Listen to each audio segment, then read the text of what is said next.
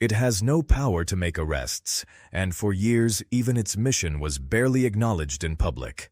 Employees joked that its initials stood for no such agency.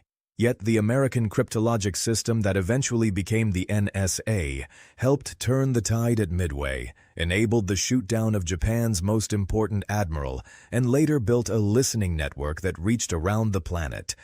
This is the National Security Agency, and its story is really the story of how the United States turned secrecy itself into a weapon. The roots go back to April of 1917. Weeks after the United States enters the First World War. The Army creates a small code and cipher section in Washington, and that summer places the young cryptologist Herbert Yardley in charge. At first, his staff consists of little more than Yardley and 2 clerks. After the war, most of the unit is dismantled. But in 1919, the Army and State Department jointly fund a peacetime cipher bureau, which Yardley moves to New York under the cover of a commercial code company. Insiders come to know it as the Black Chamber. Its real mission is reading the diplomatic traffic of other nations, allies included, and for a time it succeeds, even feeding decrypted Japanese messages to American negotiators at the 1921 Washington Naval Conference. Western Union and other telegraph companies secretly provide copies of foreign cable traffic passing through the United States, an arrangement whose legality is murky and whose existence remains hidden from the public. In 1929, Secretary of State Henry Stimson shuts the Black Chamber down entirely, reportedly explaining that gentlemen do not read each other's mail. It is a philosophy that will not survive the decade. Through the 1930s, the Army and Navy quietly rebuild their own separate code-breaking arms, largely unknown even inside the government. Then the Second World War arrives, and code-breaking becomes one of the most consequential weapons either side possesses. In the weeks before December 7, 1941, American cryptologists had picked up worrying signs of Japanese aggression. Army cryptologists had already broken Japan's diplomatic cipher, codenamed Purple, but its decrypts never revealed the exact time or target of the coming attack. Whatever fragments of warning existed never came together in time to protect Pearl Harbor. It was a lesson written in the wreckage of the Pacific Fleet. Out of that failure comes a harder, more urgent push against Japanese naval communications. Navy cryptologists, working separately, make enough progress against the Japanese naval code JN-25 through traffic analysis, partial code recovery, mechanical aids, and painstaking cryptanalysis. That breakthrough pays off in May of 1942, when intercepted messages reveal a Japanese plan to ambush the American fleet near Midway Island. Admiral Chester Nimitz turns the trap around instead, and the Imperial Japanese Navy suffers a decisive carrier defeat that shifts the balance of the Pacific War. 11 months later, in April of 1943, listening posts intercept another JN-25 message, this one detailing the travel itinerary of Admiral Isoroku Yamamoto, the architect of Pearl Harbor and Japan's most valuable naval commander. American fighter planes are scrambled to intercept his aircraft over the Pacific, and Yamamoto is killed. Meanwhile, in Europe, American and British cryptologists are racing to break Nazi Germany's Enigma cipher, an effort led primarily by British codebreakers at Bletchley Park, with the U.S. Navy eventually building its own version of Britain's mechanical code-breaking device to help crack the naval variant used by German U-boats hunting Atlantic convoys.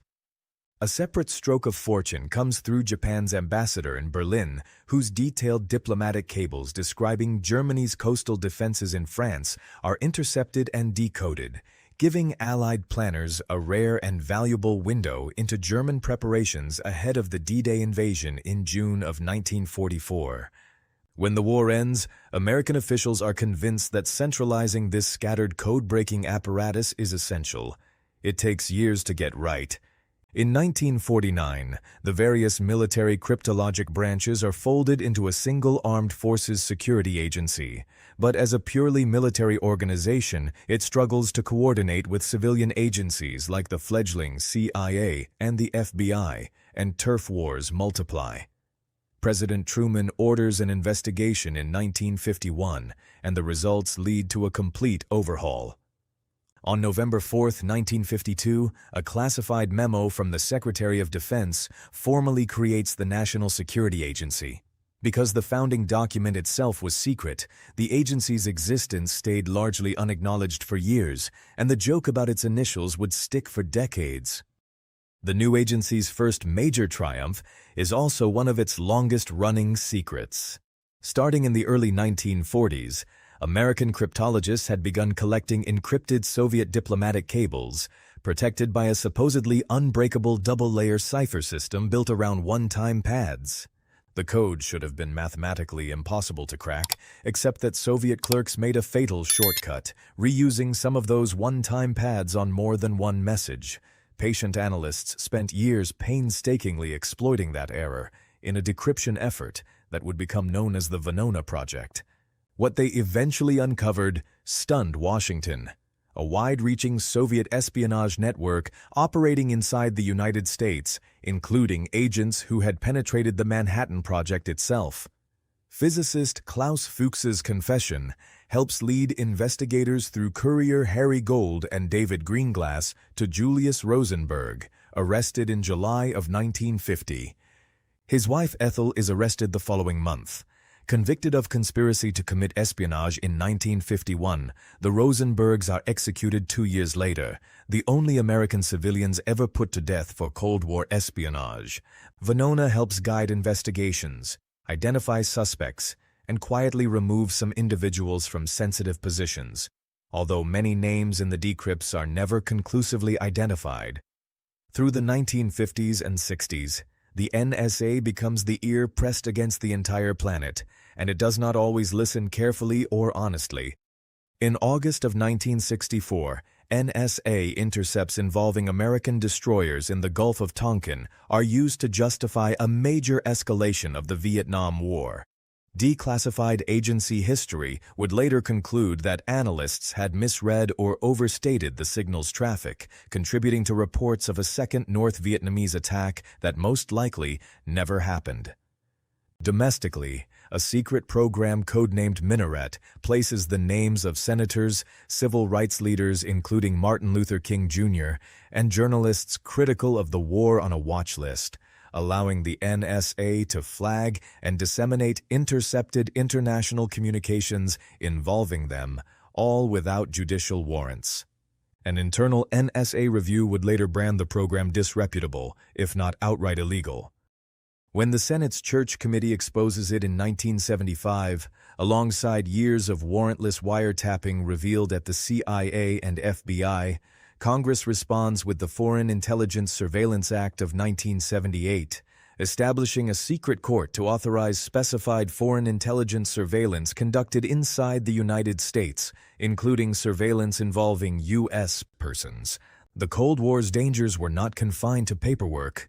In June of 1967, during the Six-Day War, the American signals intelligence ship USS Liberty is attacked by Israeli aircraft and torpedo boats while patrolling international waters off the Sinai coast, killing 34 American sailors.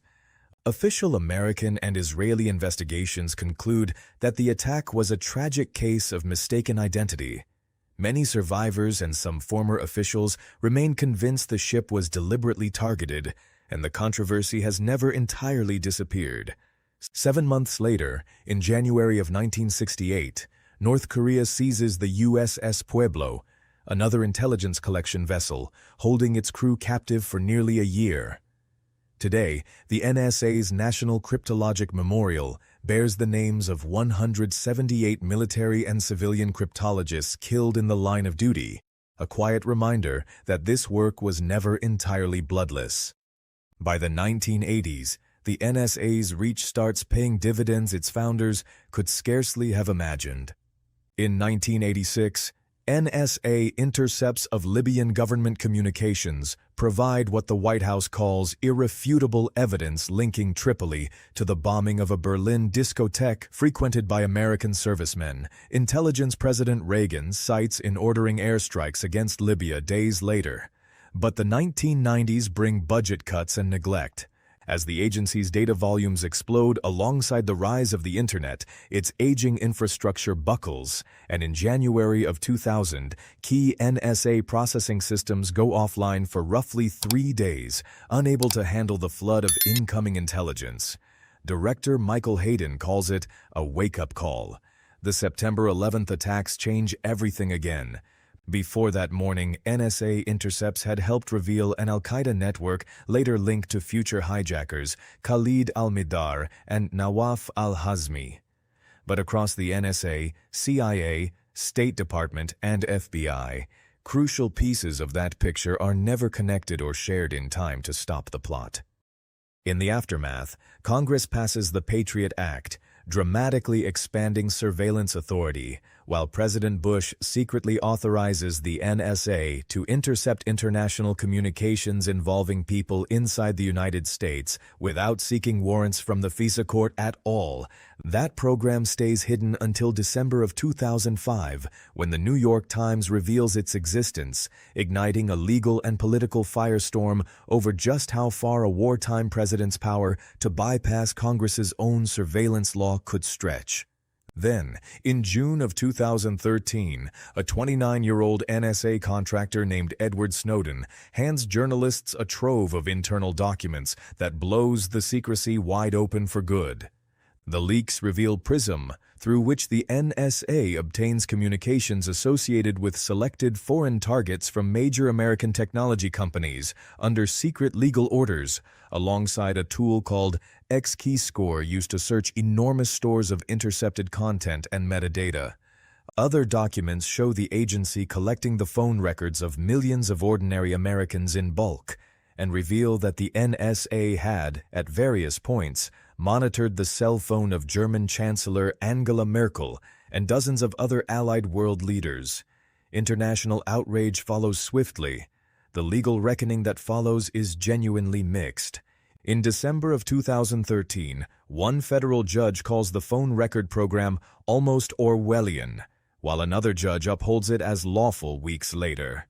In May of 2015, the Second Circuit rules that the legal provision underpinning the bulk collection program never actually authorized the mass collection of Americans' phone records. Congress then passes the USA Freedom Act, ending the NSA's direct bulk collection and leaving those records with telecommunications providers instead. In 2020, the Ninth Circuit likewise concludes that the agency's call record program violated federal surveillance law, while leaving the broader constitutional questions unresolved. Even as Congress and the courts wrestled with the fallout, the agency kept building new capabilities for an entirely different kind of conflict. The NSA has long been linked by outside reporting, though never officially confirmed, to the Stuxnet computer worm that reportedly sabotaged Iran's uranium enrichment centrifuges around 2010. Its own offensive hacking tools have not always stayed secret either. In 2017, a mysterious group calling itself the Shadow Brokers leaked a stockpile of NSA-developed exploits, including one codenamed EternalBlue, which criminal hackers quickly repurposed into the WannaCry ransomware attack that crippled hospitals, businesses, and government systems across the globe within weeks. The same agency built to protect America's secrets had, however briefly, lost control of some of its most dangerous tools. Today, the NSA's precise budget and workforce remain officially classified, much as they always have been, though outside estimates put its staff in the tens of thousands and its funding in the billions of dollars annually. Its director now also commands U.S. Cyber Command, reflecting a mission that has expanded from listening to entire new battlefields of code and networks. What has not changed is the underlying tension baked into the agency since its earliest, unacknowledged years. A service built entirely on secrecy, operating surveillance systems whose technical scale and secrecy have repeatedly challenged the very institutions responsible for overseeing them. Look across more than a century of this story, and the same pattern keeps surfacing. Every leap in technology hands the agency a wider net. Every scandal, Whether Gulf of Tonkin, Watergate-era wiretaps, or the Snowden files, forces a public reckoning that trims the net back, at least on paper. And every reckoning is eventually followed by a new justification, a new crisis, a new argument that the net needs to widen again. The NSA has saved American lives with intercepts no human spy could ever have gathered, and it has also spied on senators, journalists, and its own allies without much hesitation. Both of those facts are true at the same time, and neither one cancels the other out. So here is the real question worth sitting with. In a democracy, can an agency built entirely on secrecy ever be genuinely held accountable? Or does that secrecy always find a way to outlast whatever rules get written to contain it? Let me know what you think, and tell me which intelligence agency you want covered next. Subscribe for more deep dives into the institutions that operate just outside the light.